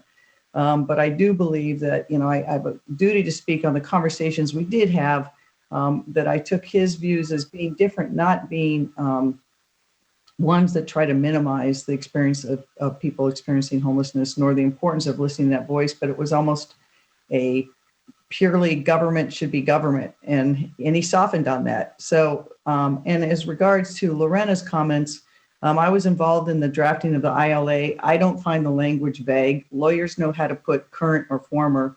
We actually had discussions about that, maybe not with her, but with others, because we concluded if we prohibited all former elected officials and former employees and former agents, representatives of contract holders, we would probably exclude 90% of the people that had any experience in this area. In fact, I think, looking down the list of other nominees, many of those people would fall in those categories if we put the word former in there. So I appreciate that. I'm not persuaded by it because we discussed whether we would do that. And there's a whole range of laws passed that prohibit elected officials from holding certain roles, but it doesn't prohibit former elected officials. So those are just my comments on that. And again, I can't say enough about, I think this discussion itself proves how important it was to have people with lived experience on this board making these decisions and periodically running these meetings. That was the right thing to do, and it's going to make us better. Jonathan Hemphill, and then Sanita Reed. All right. I would just like to, clarify. First, I would like to say thank you, Ms. Durkin, and I hear what you said, and I'm glad and I appreciate the fact that you've got a chance to work with Mayor Chalmanack directly and everything that you brought forth in light of that. In regards to government, right? The government is not this, when we think about institutions, right? When we think about institutions, the institutions aren't these vague gray facaded walls. They're systems, and those systems are comprised of people. And those people are the citizens and our neighbors. They're us. right? So if he's against, having quote unquote government, a difference in separation in government between the very citizens and those who are most impacted, that doesn't make any sense because of the fact that government is still part of the people. We are all still the same group of individuals. It's not like government is separate or should ever be separate from the people, and that your constitutes are those who you're held accountable to, right? I hope that makes a little bit of sense. I'm kind of fumbling my words here, but I just say that all to say, there is no there is separation between, the state and the church, but there's no separation between the people and the state. And you should never ever insinuate that to any degree. And then I just like to clarify, as I said before, I think that while Mr. Chominek is an awesome person, I think that there's room and enough time for people to go back and to find someone that is equally as talented, that brings the same analysis, and that can bring everything to the table. And I'm willing to work with that and do that. So I want to clarify my motion to at this time, and I don't know if there's someone else who would like to speak, but I want to clarify my motion at this time, to remove Chominek. And this is the only person for right now, I think, that if we can get this person, this issue addressed, that we can just move forward and, say yes to the rest of the slate. But to review and remove John Chominek from the slate, and to have King County come back with different nominees. I second that motion. Thank you. We have Ed Prince who would like to speak. Actually, since we have a new motion, I'll save my comments until after we discuss this motion. Thank you.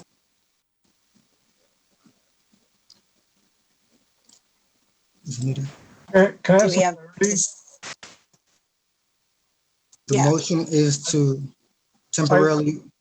Go ahead. Remove. What did we already have a motion before us to remove remove John from the? Yeah. Sarah texted me in the chat box and said I need to clarify. That's why I was bringing it back up. I'm sorry for that, for the miscommunication. Okay, so it's to remove John from the slate and have that block go back and bring forth new nominees. To remove John from the list. Yes. Okay. Do we have discussion in regards to this new nominee? Do we have any discussion in regards to this? Ed Prince. Actually, I will jump in and talk about this. I don't support this motion for the simple fact that at some point as a governing committee, we're going to have to operate through with a level of trust. And if we say, okay, King County Council, you go back because we don't agree with your nominee, what happens if we don't agree with someone from lived experience, or we don't agree with someone from the Seattle City Council, or someone from Dow Constantine?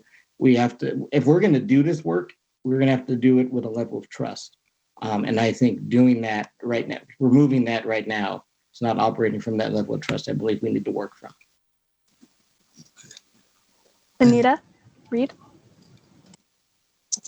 Yeah, I just want to say, I think at the end of the day, just listening to everything, that's what this board is about. We all come from different places.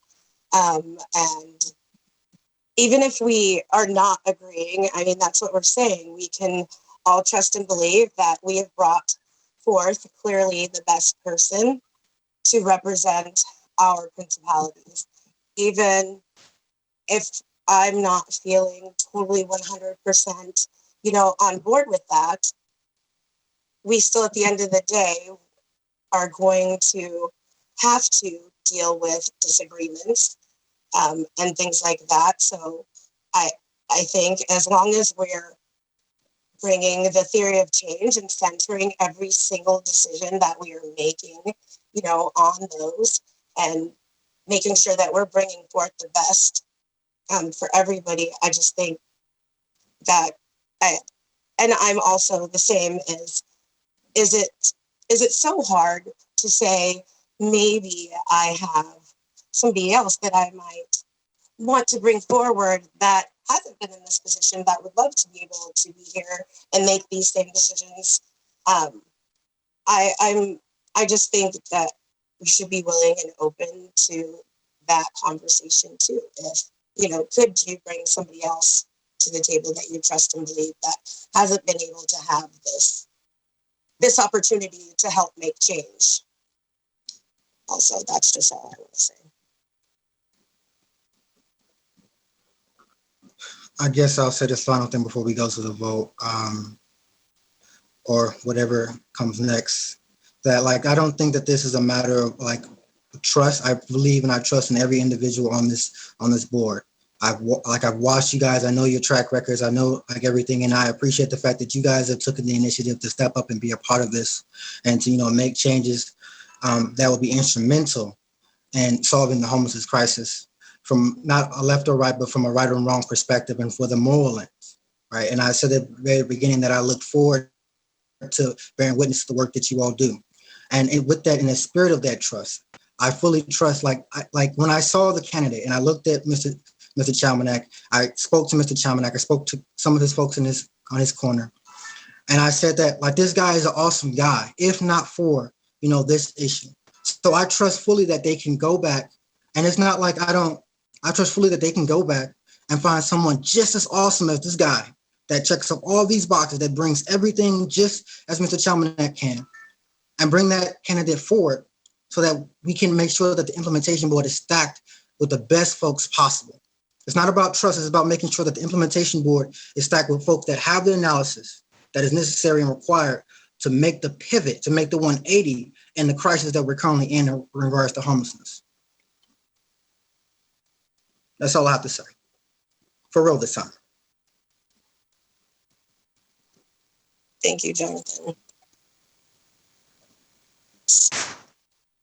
So I guess that's still on the table. The motion is to remove former Mayor John Shelmanack from the slate of implementation board nominees.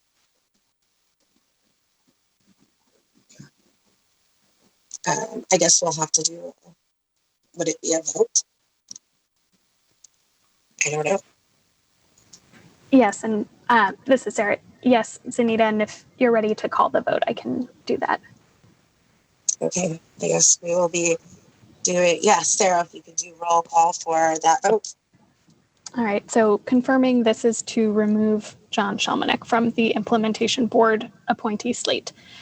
Nancy Backus? No. Angela Burney? No. Dow Constantine? No. Reagan Dunn? No. Jenny Durkin? No. Lorena Gonzalez? Yes. Jonathan Hemphill?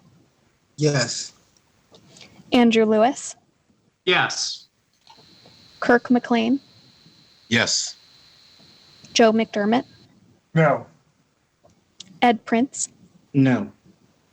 Zanita Reed? Yes. 1 second while I tally these.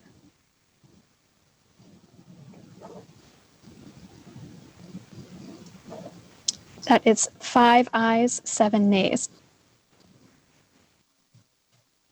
So it looks like he will be still on the slate. So moving forward, we would need to approve the slate as is. We would need somebody to second that. I move to approve the slate as is. Second. All right. Then I guess we will go for a vote to approve the nomination slate as is. Sarah, would you like to do a roll call for that? Is there any discussion? Do we have discussion in regards to that?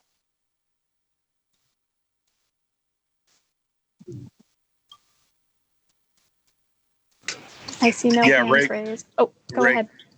Thanks.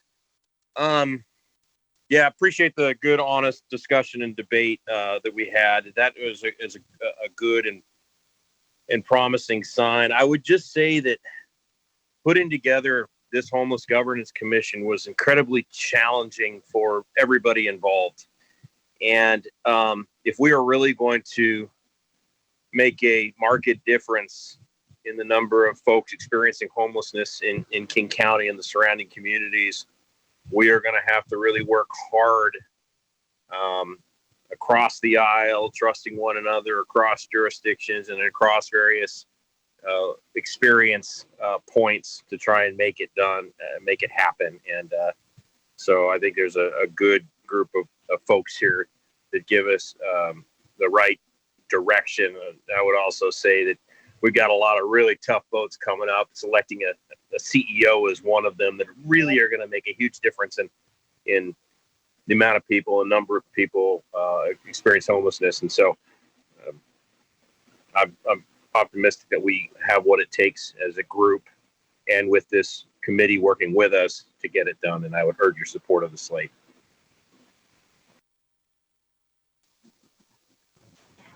Next, we have Lorena Gonzalez. But Lorena, before you start, I wanted to flag that we have a message from Deanna Dawson, who was giving the staff report before we were considering these motions. She has a few points left in her presentation that she would like raised related to this vote to approve the slate. Lorena, since you're up next, I will kind of leave it to you if you would like to speak first, or if we would like to have Deanna resume her presentation. I'm happy to have Deanna finish her remarks before I make mine. Thanks, Deanna. Go ahead. Thank you. And I apologize. This could have probably waited till after the vote, actually, Sarah, but just wanted to let you all know that if confirmed at today's meeting, the ILA does require that the implementation meet for the first time within 60 days. And we as a staff group have been anticipating they would actually try to meet this month. And so the ILA actually provides that the governing committee chair would notice the first meeting of that board. But because this body has not elected a chair, you've been rotating the chairs and intend to keep doing that until you approve your bylaws. We are therefore recommending that the governing committee delegate your authority to notice that meeting to the staff group so that we can actually get that meeting noticed and get the implementation board working so we can move forward in a timely fashion. I would also just note for you that per your approved work plan, there is anticipated to be a joint meeting of the implementation board and the governing committee on September 11th. So please do let me know if you have any other questions about the process. But just after you take this vote, you're also going to want to take some action to allow someone to notice the first meeting of the implementation board. Thank you. Thank you. Lorena? Thank you, Sarah. So I just wanted to say thank you, everybody, for a really robust conversation about the nominations. I think it's important for us to be able to have that level of respectful dialogue. And I do think that it was very respectful and really do appreciate that. I also just want to say that obviously I would have wished for a different outcome here, but we now have the full slate in front of us. I do intend to support the full slate because I do think it's important for us to move forward in spite of my support for the failed motion. And I do just want to signal that I have a lot of hope and I have a lot of hope that the implementation board will be able to hold each other accountable, and that obviously we're still here to hold the entire system accountable as well, and look forward to that hard work that lays before us. So I just wanted to sort of signal my intent to vote in favor of the slate, the full slate, as it is before us after the failed motion. Thank you. Andrew Lewis. Thank you so much. Similarly, I will be voting in favor of the full slate. I appreciate the opportunity to really go in depth and talk about one of the nominations. I do want to highlight that I think it is a great mark of progress and a great starting point that only one of the nominees in our slate invited any kind of discussion. I think it really shows that, for the most part, the hard work that all of us have done in assembling the implementation board has really formed a good groundwork, that there isn't a broader discussion about who all is going to fill out this next essential move.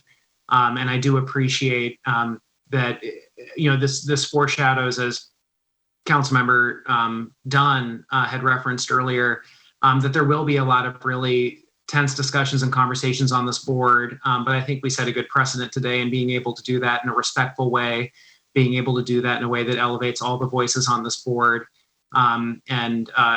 Hopefully that is foreshadowing things to come, and I look forward to continuing this work.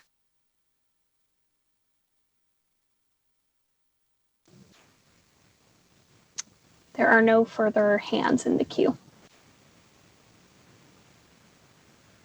Okay. So then if there's no more discussion, we will move forward with a vote. Sarah, do you want to start then? We have one more comment from Jonathan Hempel. I just want to make it clear that while I think that we're going to be moving forward with the slate, I think that for the sake of public record that, that we try to bring, the folks that are most impacted and what they said and who they wanted, to lead this board, this implementation board forward. And we brought their concerns to the table in the best way that we could. And this is not an indictment on anyone else or just our personal opinions on these folks. As you know, we represent a wide variety of folks with lived experience. And so I just want to let you guys know that the people, and remind you and have it on the record, that the people who were most impacted did not support John Chalmanack being on this board and also had reservations about a few others. Thank you.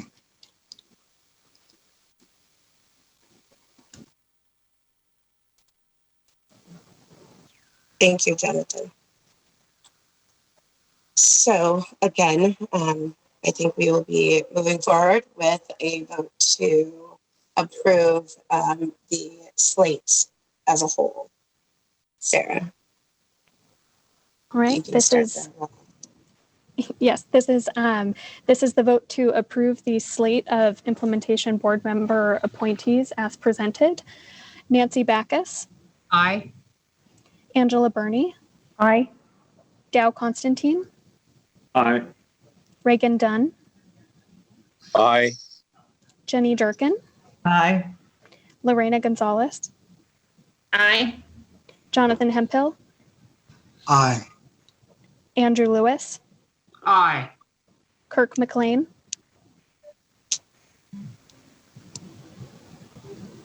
Aye. Joe McDermott. Aye. Ed Prince. Aye. Zanita Reed. Aye. That is 12 ayes. Yeah. So we shall let the minutes reflect that we have approved the nomination candidates for the implementation. We have a comment from Angela Burney. Thank you. A point of order, do we need to make a motion to defer leadership of the implementation board to the staff group in order to get that meeting started? And this is Deanna Dawson as staff. I think it would be helpful if you would either take formal action or at least give a thumbs up that that's your intention as a group, since the ILA does contemplate that a chair that we do not have, we wanted to convene that. So if you would like us as a staff group working in conjunction with the wonderful Sarah to help notice that meeting, we can get that meeting stood up. All right, I'd make a motion to have the staff group stand up the implementation board first meeting. This is Nancy. I will second that. Any discussion?